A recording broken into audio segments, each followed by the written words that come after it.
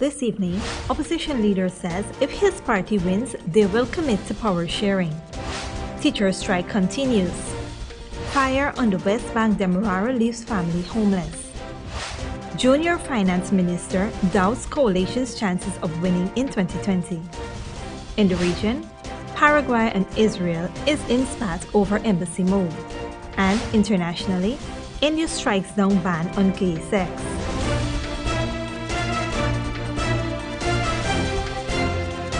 From Safe TV headquarters in South Bramwell Gardens, this is Safe TV Headline News with George Gonzalez. Today is Thursday, September 6, 2018, and this edition of Headline News is now being streamed live on Facebook and YouTube. I am Bibi Bacchus. Thank you for joining us. Today is the fourth day of the National Teachers' Strike, and in this report, Esther Sobers tells us that the teachers in Region 3 have come out in their numbers. I see teachers coming. When I look to the left, I see teachers coming. Teachers from Region 3 have continued their protest in front of the Ministry of Education building on the West Bank. Teachers, parents and even students lined the roadways with placards depicting their stance on the proposed 40% increase in their wages. And I'm out here. It's my third day here, and I stand in solidarity with my colleagues for a better living wage. We are fed up and we are tired. We are frustrated because of the way we are treated. As far as I'm concerned, teachers are at the lowest rung of the social ladder. The students that we teach, they live better lives than us, the teachers who teach them. Sometimes I feel so belittled when I stand on the road to go to work and a fancy car stops and a student of mine that I taught gives me a drop to school. However, it gave me some amount of satisfaction that I would have done my job, but I feel very small because I should be driving a car. Since the opening of school, teachers have taken to the streets making their concerns heard as they are dissatisfied with the government's decision disregarding the GTU proposal. We are dissatisfied with the way we have been treated. We have been highly disrespected because a teacher wears many hats. I am vocal. People may see me regularly on the front line. It is because that I am a person who stands up for right things. When things go wrong, I say it as it is. I am not here because somebody sent me. I am not here because somebody motivated me. I am here because I know we need what we are standing here for. And unless we get what we are standing here for, we will not give up the fight. Thank you. A parent who claimed her children are affected by the strike actions of the teachers has joined the teachers in their protests. We are here to support the teachers. They deserve what they have promised, and I think the president should plead with them and give them what they want. That's all my concern. These teachers, like the others, have vowed to not return to the classroom until the demands are met. For Channel 2 Headline News, Esther Sobers. Thanks, Esther. This afternoon, Chief Labor Officer Charles Ogle had announced that the teachers' strike has come to an end, as both the Guyana Teachers Union and the Ministry of Education have agreed to go into arbitration. Ogle said the Ministry of Education's team did not make a new pay offer as of yet. The three-member arbitration panel would be required to accept evidence from the government and the union. The decision by the arbitration panel would be binding on both sides.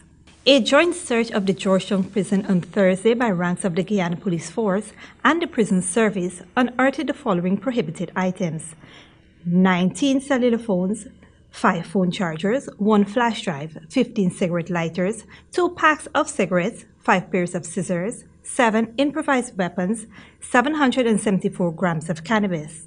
According to the police, the operation, which lasted for 5 hours, was commanded by 2 senior officers and involved a total of 71 ranks.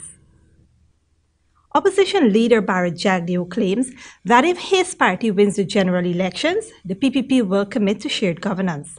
Wendell Jeffrey has more in this report. I definitely inclusionary governance, and I said it at Babujan. Go back to my Babujan speech. I spoke about this the last time clearly and to thousands of our supporters about how we will approach governance in the post-election period. At his weekly press conference today, opposition leader Barry Jagdeo addressed the issue of governance by power sharing. Jagdeo was speaking in reference to what President Granger said at his last week's press conference. When asked about power sharing, Granger had said that it was too late for that. Jagdeo said that Granger was never interested in power sharing governance. The president said he wants this to be about an idea sharing proposal, not a power sharing proposal. So we must meet to share ideas. So I just want to make it clear to people out there that we seem to be the stumbling block to this idea, and that look how the government, they read some of those reports from the media. I want them to understand clearly, go to what the president himself said at the press conference. Jagdeo then read a transcript of what President Granger had said on that matter. Soon after we got into office, there was a proposal that we should meet to discuss what I call inclusionary democracy. But there is no proposal on the table for power sharing, whatever that means. So it's clear. Channel 2 Headline News asked the opposition leader if he would commit to engaging in the power sharing format of governance should the PPP win the 2020 elections. The way I see it forward is that Guyana can move faster if you have some form of arrangement where all the parties can be involved. I can't define a specific mode, but I believe in that. For Channel 2 Headline News, Wendell Jeffrey. Thanks, Wendell. Don't go away. Coming up after the break. House fire leaves family homeless, and Minister Sharma questions coalition's ability to win in 2020. But first, here's today's foreign currency exchange rates.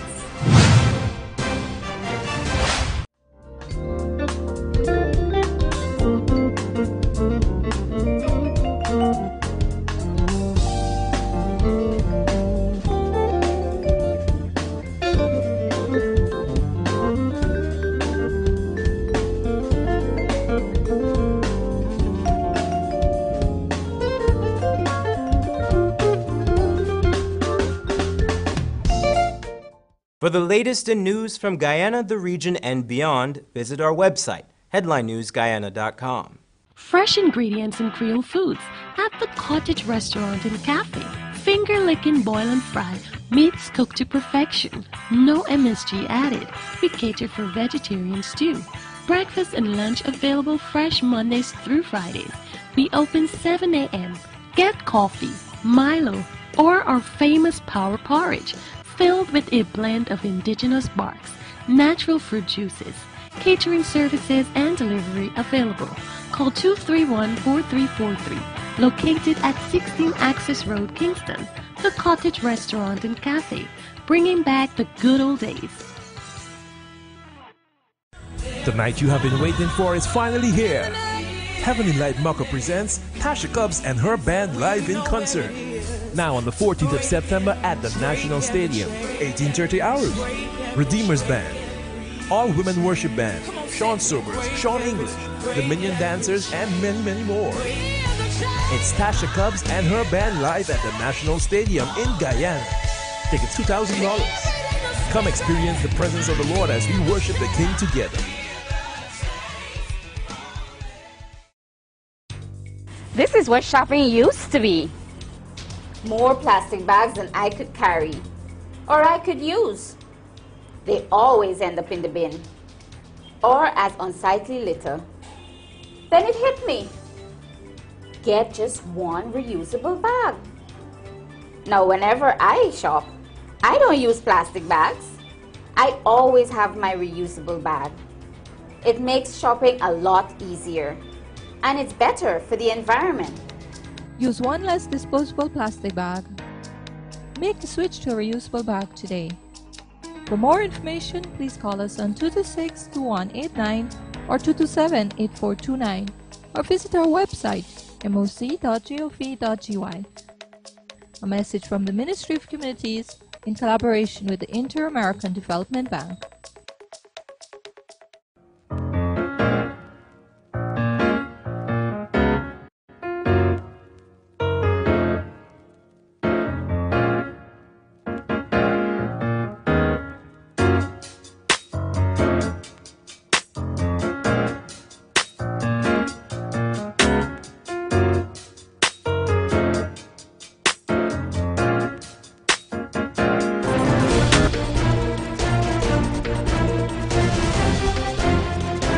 Welcome back. A house fire leaves a family homeless. Esther Sobers has more in this report.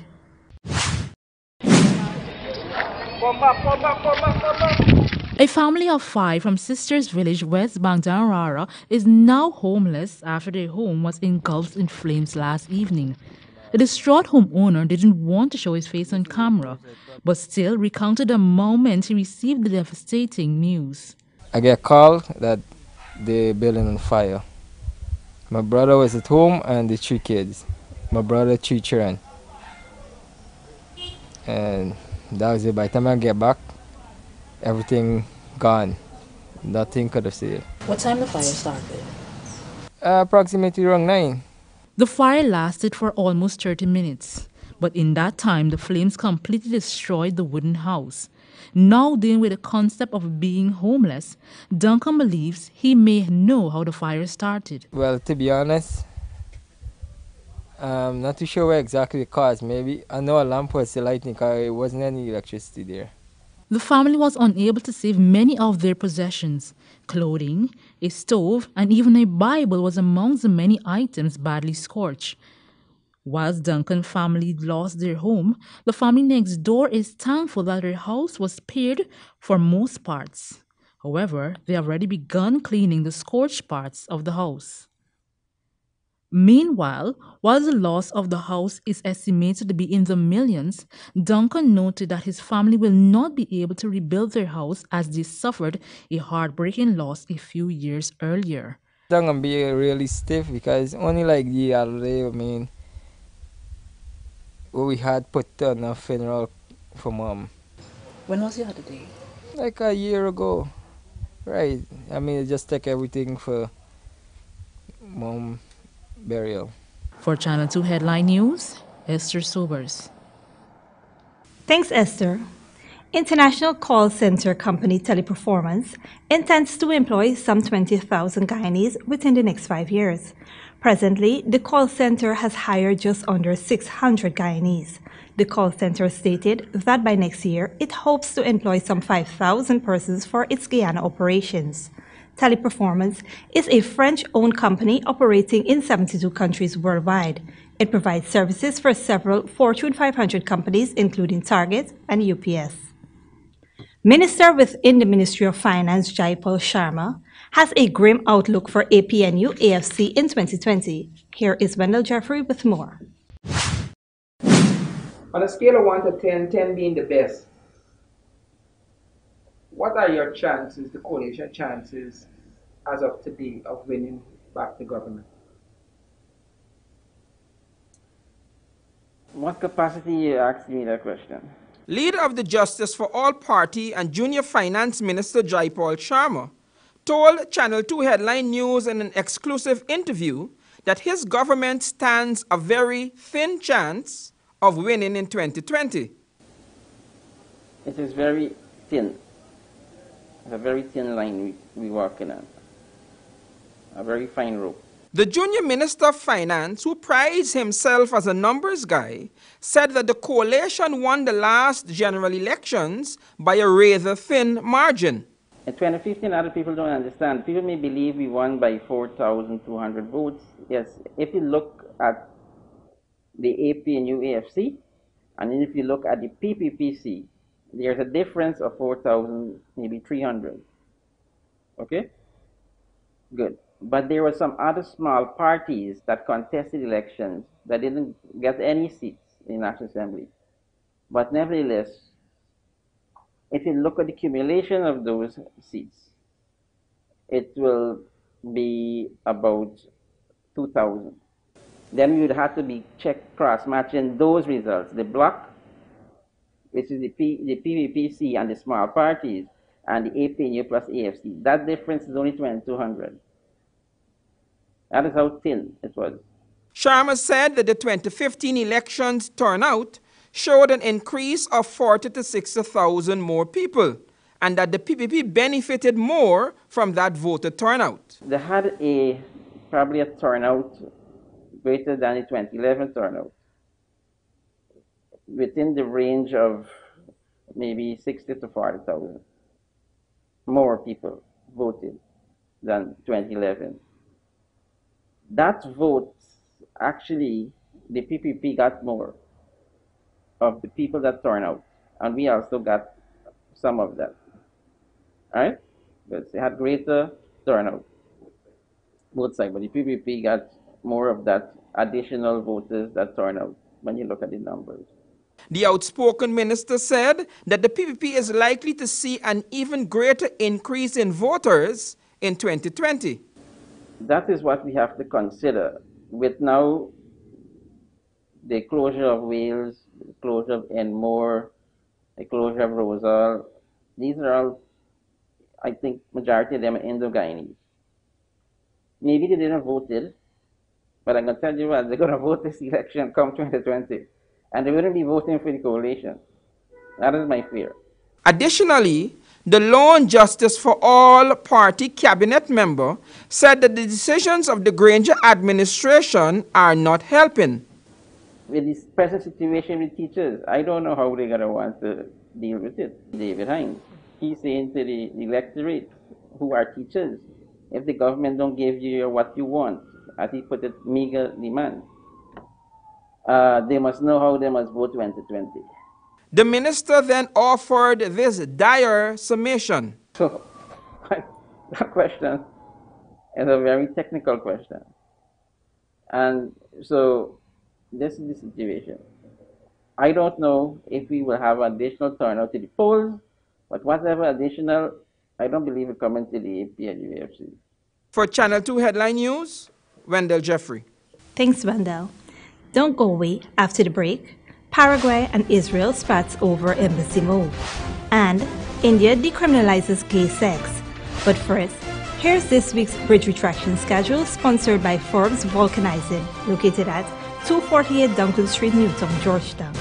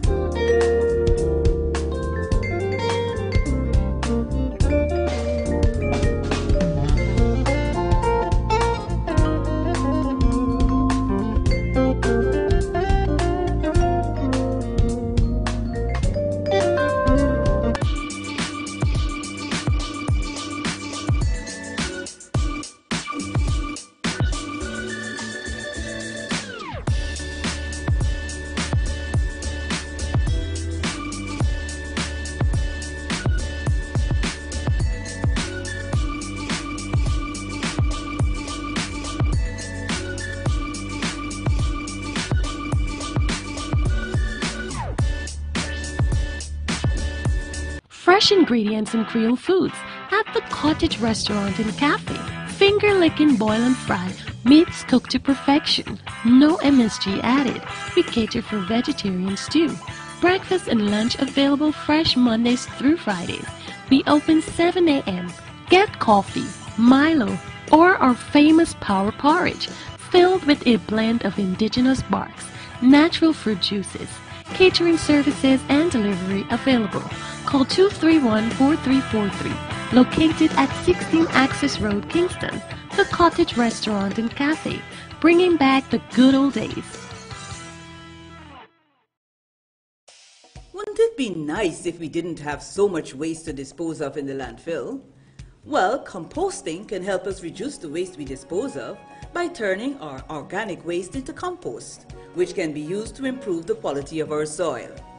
Composting is very simple and convenient. You can compost using organic waste such as vegetable skins, or fallen leaves and cut grass and put this in a composting bin or pile. Compost can help your garden grow healthy plants while reducing your volume of waste. It's a really good way to keep our communities clean and healthy. So, let's all start composting our waste. Find out how easy it is. Call us on 226-2189 or 227-8429 or visit our website moc.gov.gy. A message from the Ministry of Communities in collaboration with the Inter-American Development Bank. The night you have been waiting for is finally here. Heavenly Light Mucker presents Tasha Cobbs and her band live in concert. Now on the 14th of September at the National Stadium, 18:30 hours. Redeemers Band, All Women Worship Band, Sean Sobers, Sean English, Dominion Dancers, and many, many more. It's Tasha Cobbs and her band live at the National Stadium in Guyana. Tickets $2,000. Come experience the presence of the Lord as we worship the King together. Need a ride around town and beyond? Look no further than Oasis Ride Taxi Service. With affordable prices and some of the best drivers in the business, we've been delivering prompt and reliable service to Guyana for over 16 years. We also offer tours, chauffeur service, and even car rentals. You can call us at 231-5554 or 225-5496. For deals, specials, and more information, find our page on Facebook. Oasis Ride Taxi Service. Let's go.